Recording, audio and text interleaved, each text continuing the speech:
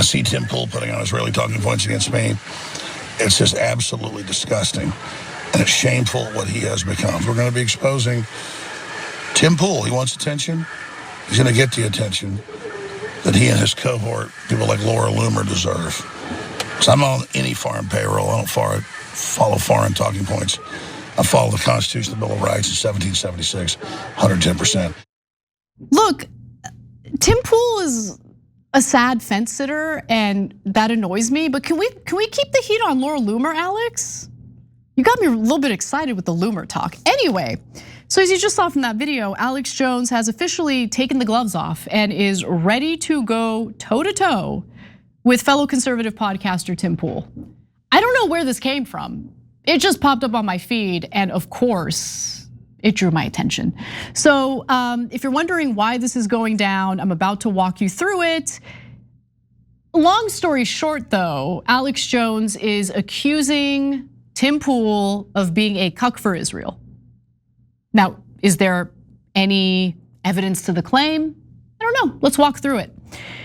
So this all started over the weekend when Alex Jones did a report that live shows on X allegedly were seeing a 90% reduction in viewership after there was some sort of algorithm change. And by the way, welcome to our world. This is what platforms do. It is the bane, the literal bane of my existence, okay, as executive producer of this program. Because it's like, oh no, YouTube or whatever, they did an algorithm change. They don't tell you what the change is, obviously. And then you have to waste hours of your life trying to figure out what the algorithmic changes are. And I hate it. But anyway, that's just my gripe. So he made it clear that he didn't know if this was like an effort to censor certain voices or if it was like a bug on X's part. But it did seem to be a bug, according to our producer Alyssa, who looked into this story, who produced this story. So I'm gonna go ahead and take her research for it. So Tim Pool did respond to the allegations. Here's what he said. My honest opinion is that you can't go pro-Trump for 10 years, then Trump critical and be surprised if your audience drops off. And honestly, that is a good point by Tim Pool. Because if you do pivot away from what your audience expects you to say, people do get angry and you do lose a certain percentage of your viewership. That's true. But this whole debacle thickens, the plot thickens. So Alex Jones responds with more boomer slop. To which Tim Pool says, open an ice cream shop, and over the years, you have customers who love it. One day you announce you're going to be vegan ice cream and customers stop coming in. This isn't an insult, Alex. It's true. If you're not a vegan, you probably are not looking for the vegan ice cream. That's a great analogy, Tim.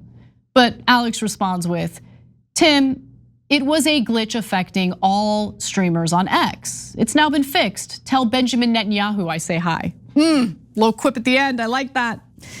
Now, let's get to the Alex Jones videos because he did explain why he's attacking Tim Pool at length in the next video that we're about to watch. Take a look at this.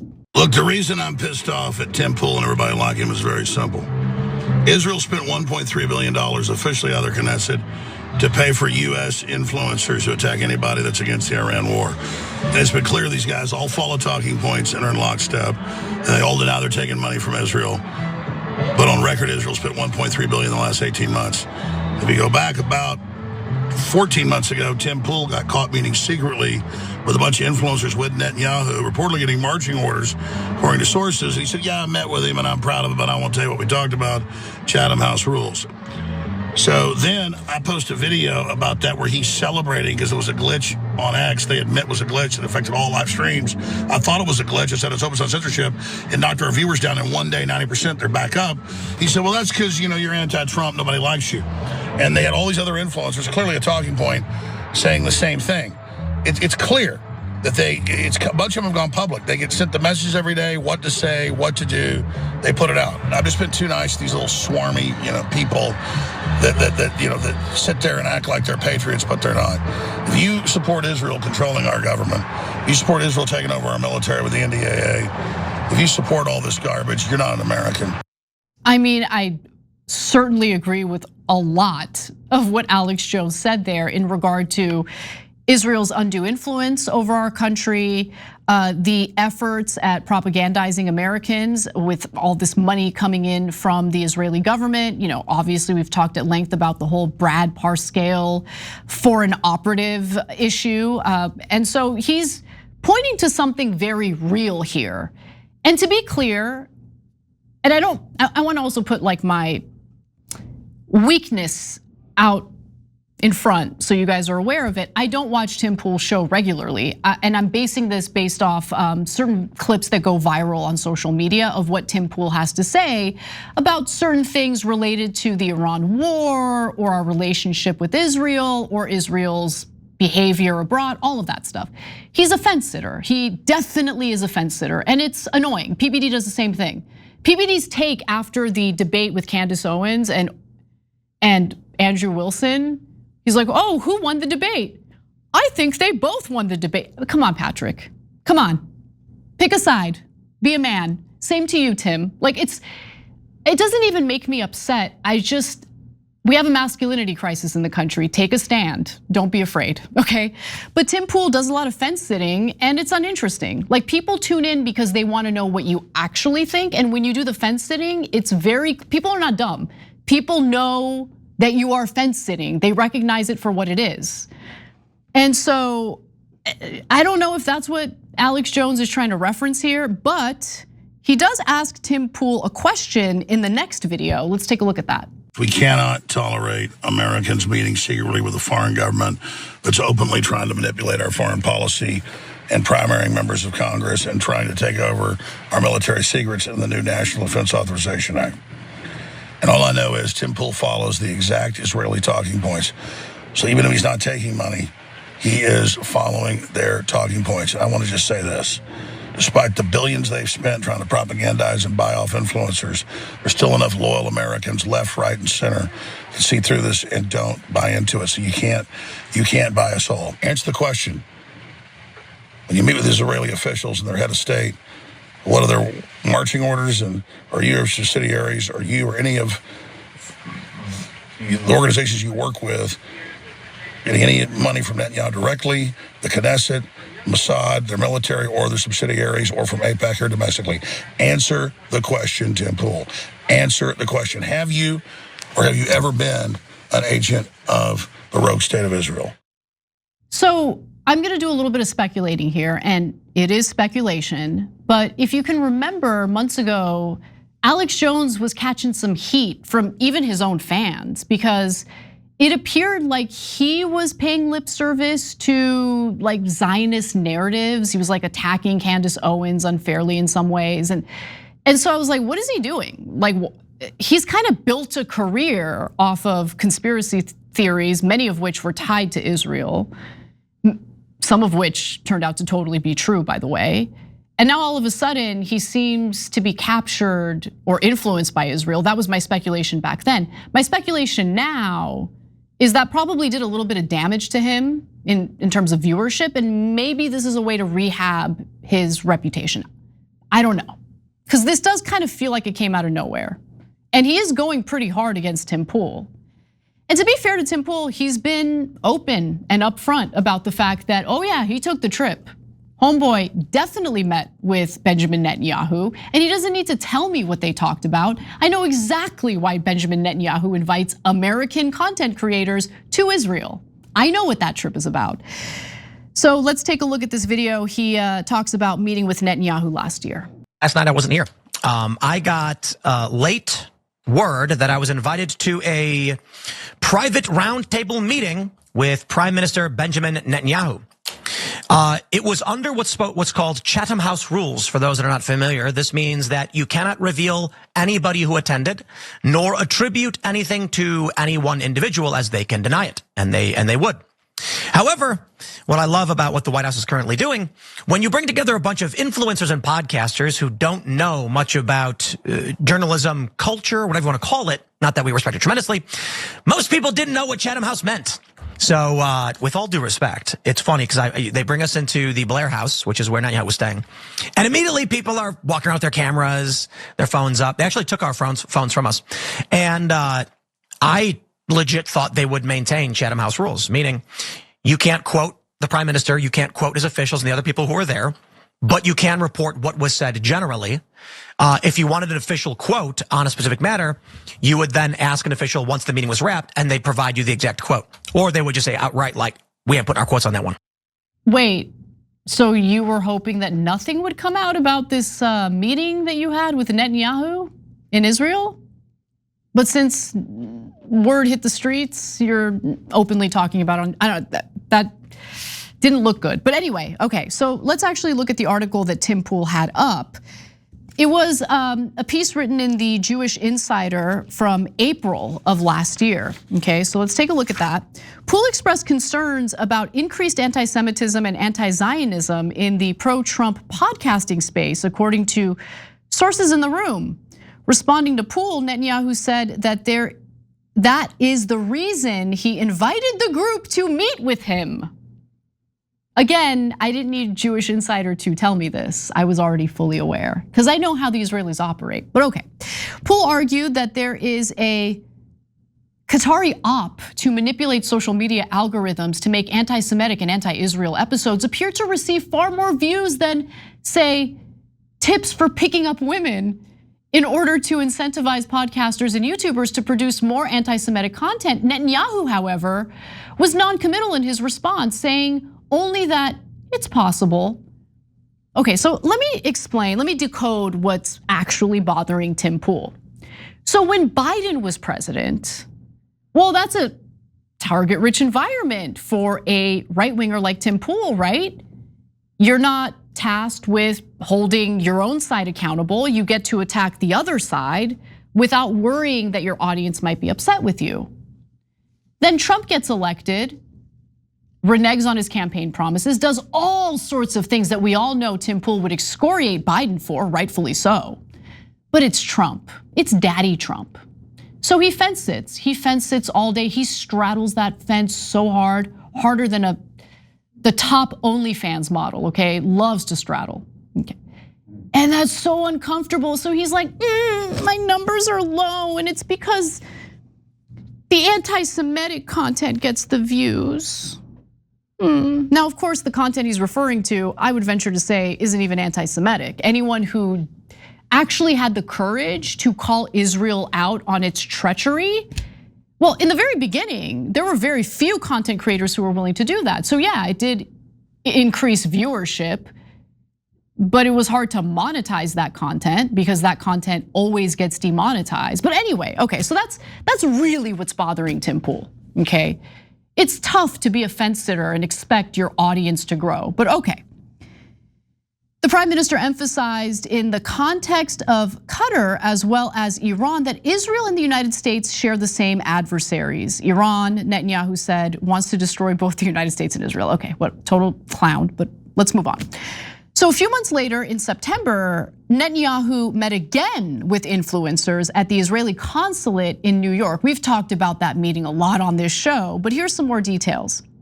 He said, we have to fight back. How do we fight back? Our influencers, Netanyahu said, according to a video posted on Instagram by Leah, who attended. That community, they're very important.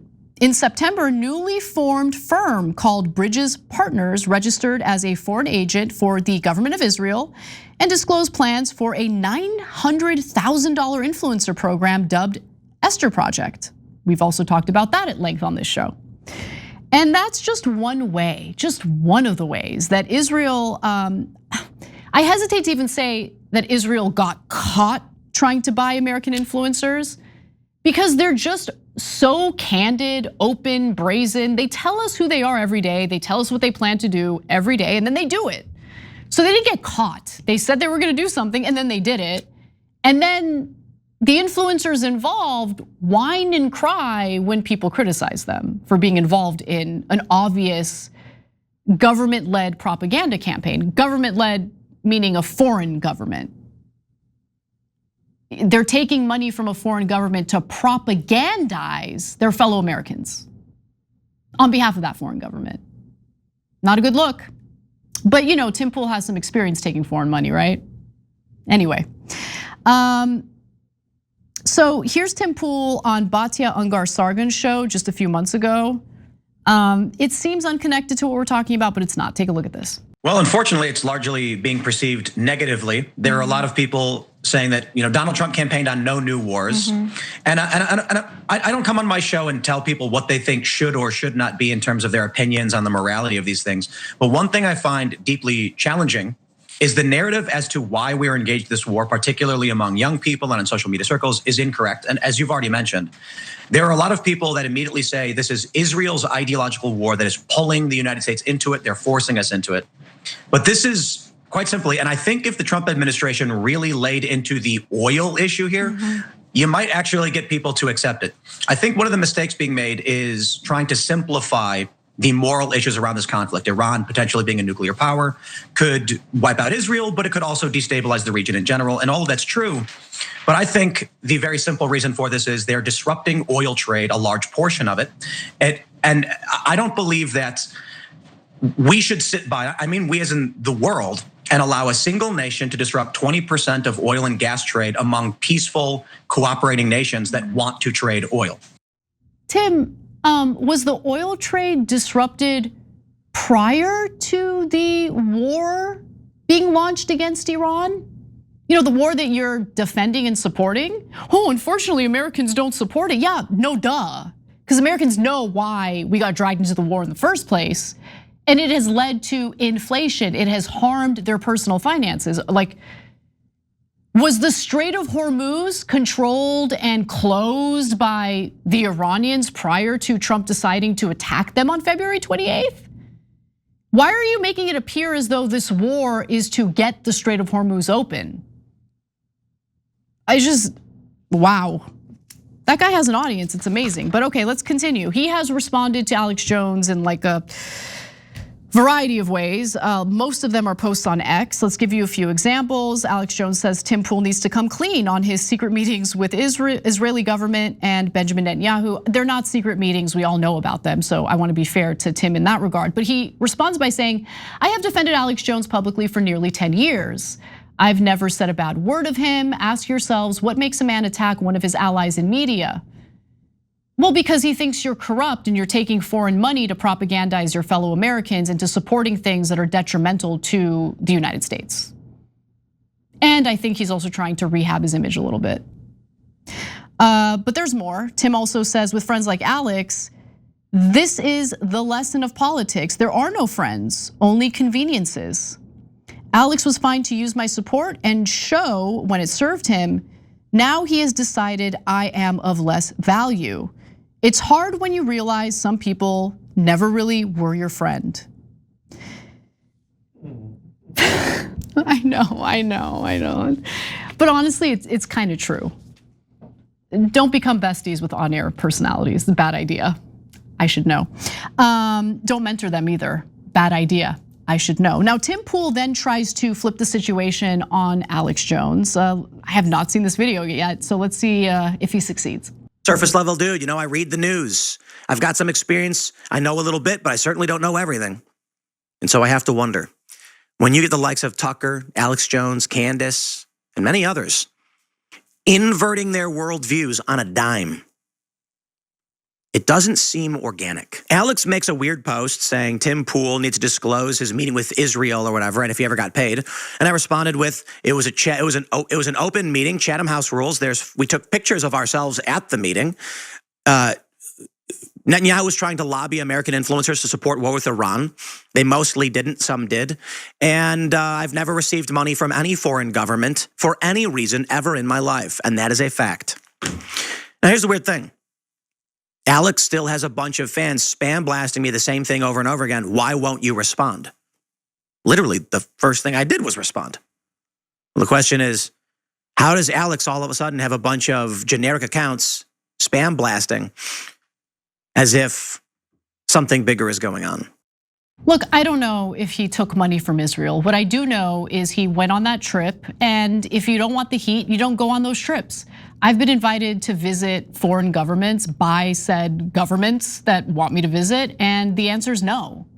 I'm not going to go on a government-sponsored trip because it's all about propaganda. It's not just about Israel. It's any foreign country that's involved in some sort of political issue with the United States. If they are asking you as a content creator, influencer, news person, whatever, to come visit on a government-sponsored trip, they're paying for your flights, they're putting you up in hotels, that is obviously gonna lead to questions about whether or not you have a conflict of interest.